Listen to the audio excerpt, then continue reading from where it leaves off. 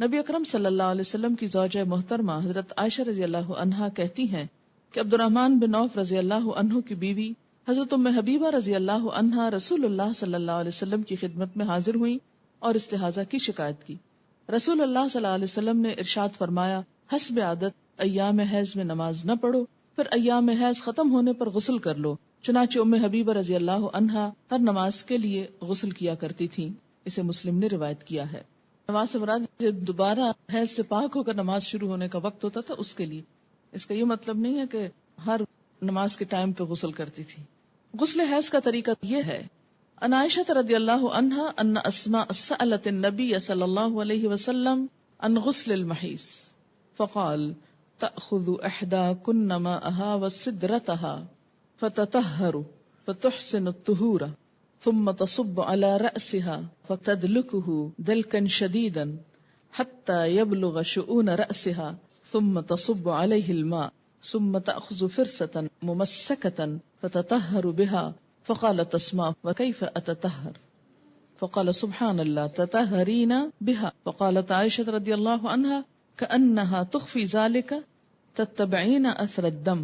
وسألته عن غسل الجنابة فقال تأخذ ماء فتطهر فتحسن الطهور أو تبلغ الطهور ثم تصب على رأسها فتدلكه حتى تبلغ شؤون رأسها ثم تفيد عليها الماء.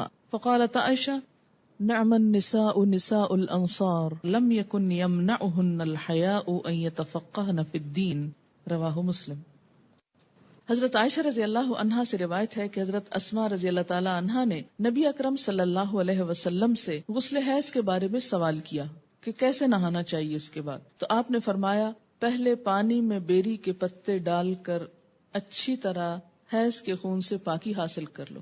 یہ بیری کے پتوں کی ضرورت اس لیے کہ اس دور میں صابن کی ایسی صورت اور قسمیں موجود نہ تھی. مراد جس سے یہ کہ اچھی طرح صفائی حاصل کرنے کے لیے کہ سب میل کچیل دور ہو جائے اس پانی سے نہاؤ. اب دیکھیے کہ مردے کو نہلانے کے لیے بھی بیری کے پتے ڈال کر پانی کو بوائل کیا جاتا ہے اور اس سے نہلایا جاتا ہے. اور اس میں بھی ایک اب تو صابن استعمال کر لیا جاتا ہے لیکن دیہاتوں وغیرہ میں اب بھی لوگ اسی پانی سے نہلاتے ہیں. تو ایک طرح سے جراثیم کش محلول بن جاتا ہے اور ہر قسم کی نجاست کو جسم سے دھو ڈالتا ہے. اب یوں سمجھے کہ لیکوڈ سوپ کی طرح کا ہے. پھر سر پہ پانی ڈالو. یہ مراد اس سے یہ ہے کہ جہاں جہاں نجاست ہے اچھی طرح جسم کو مل کے دھو لو. پھر سر پہ پانی ڈالو اور خوب اچھی طرح ملو تاکہ پانی بالوں کی جڑوں تک پہنچ جائے. پھر سارے بدن پر پانی بہاؤ. پھر خوشبو لگی ہوئی روئی کا پھاہا لے کر اس سے پاکی حاصل کرو. یعنی جسم سے ساری اسمیل دور کرنے کے لیے کیا کرو؟ روئی کو خوشبو لگا کر اسے جسم پر لگاؤ تاکہ خون کی ساری نجاست کا اثر اور اسمیل اور گندگی دور ہو جائے. آج کے دور میں بھی اگر ایسا کیا جائے تو بہت اچھا ہے لیکن صابن وغیرہ بھی خوشبودار جو ہوتا ہے اس سے یہ کام لیا جا سکتا ہے. اس سے آپ اندازہ لگائیں نا کہ اسلام پاکیزگی، طہارت، صفائی ستھرائی اور خصوصاً ایک عورت سے اچھی اسمیل آنے کی طرف کتنا متوجہ کرتا ہے. بہت سے ازواجی زندگیوں میں جھگڑے محض اس لیے ہوتے ہیں کہ عورتیں اپنی کیئر نہیں کرتی اور خصوصاً جو نجاست سامنے نظر نہیں آتی اس کے بارے میں بہت کیئر لیس ہوتی. تو یہ چیز درست نہیں. اس لیے آپ دیکھیں کہ اللہ کے رسول صلی اللہ علیہ وسلم نے اگرچہ مسئلے میں کتنی حیا ہے لیکن اس کے باوجود اچھی طرح کھول کے بات سمجھائی تاکہ کوئی بھی ابہام نہ رہے. حضرت اسماء رضی اللہ تعالی عنہا نے عرض کیا روئی کے پاہے سے پاکی کس طرح، یعنی کاٹن بڈ سے کس طرح؟ آپ صلی اللہ علیہ وسلم نے فرمایا سبحان اللہ، پاکی حاصل کرو. یعنی اب آپ اس سے زیادہ اور کیا ڈیٹیل بتاتے. یعنی اٹس انڈرسٹوڈ کہ روئی کے اوپر خوشبو لگا کے جسم کے اس حصے پہ لگاؤ کہ جہاں نجاست کے اثرات رہے ہیں تاکہ وہ سب کچھ دور ہو جائے.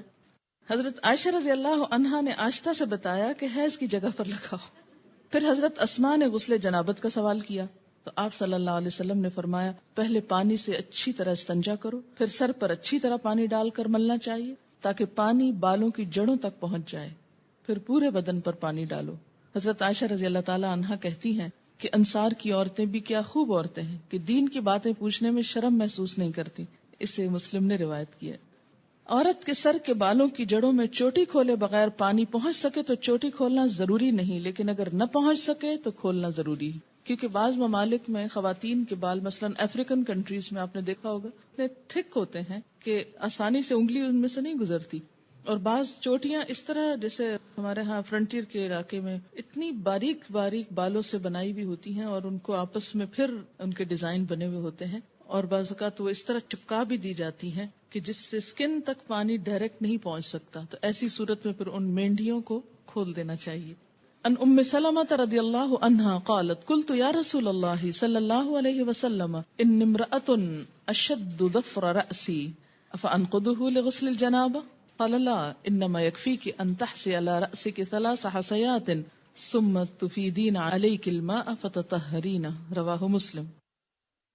ام سلمہ رضی اللہ عنہا کہتی ہیں کہ میں نے عرض کیا یا رسول اللہ صلی اللہ علیہ وسلم میں اپنے سر پر چوٹی باندھتی ہوں، کیا غسل جنابت کے لیے کھول دیا کروں؟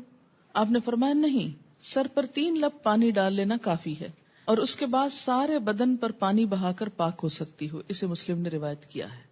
ان عائشہ رضی اللہ عنہا ان النبی صلی اللہ علیہ وسلم قال لها وكانت حائضا انقضی شعرکی واغتسلی رواہ ابن ماجہ. حضرت عائشہ رضی اللہ تعالی عنہا سے روایت ہے کہ جب وہ غسل حیض کرنے لگیں تو آپ صلی اللہ علیہ وسلم نے فرمایا اپنے بال کھول لو اور غسل کرو. اسے ابن ماجہ نے روایت کیا. ینگ تھی، ان کے بال ہو سکتا بہت تھک ہو. حضرت ام سلمہ ایجڈ تھی، 4 بچوں کی ماں تھی، بال ایک ایک بچے کے بعد جھڑتے گئے اور ہلکے ہو گئے، اس لیے ان کے لیے کافی تھا کہ وہ پانی ڈال لیں. لیکن حضرت عائشہ کو آپ نے کچھ اور بتایا، اس لیے کہ ان کے بال تھک ہوں گے. اگر کوئی آپ کو یہ آ کے کہے اور لوگ کہیں گے کہ دیکھیں کتنی کنٹراڈکشن ہے حدیث میں، ایک حدیث میں لکھا یہ کر لو اور ایک میں لکھا وہ کر لو، لیکن دونوں مختلف مواقع پر 2 فتوے کیوں دیے گئے؟ اس لیے کہ دونوں کے حالات مختلف ہیں. اب ہر شخص اپنے آپ کو دیکھے کہ وہ کہاں فٹ ہوتا ہے.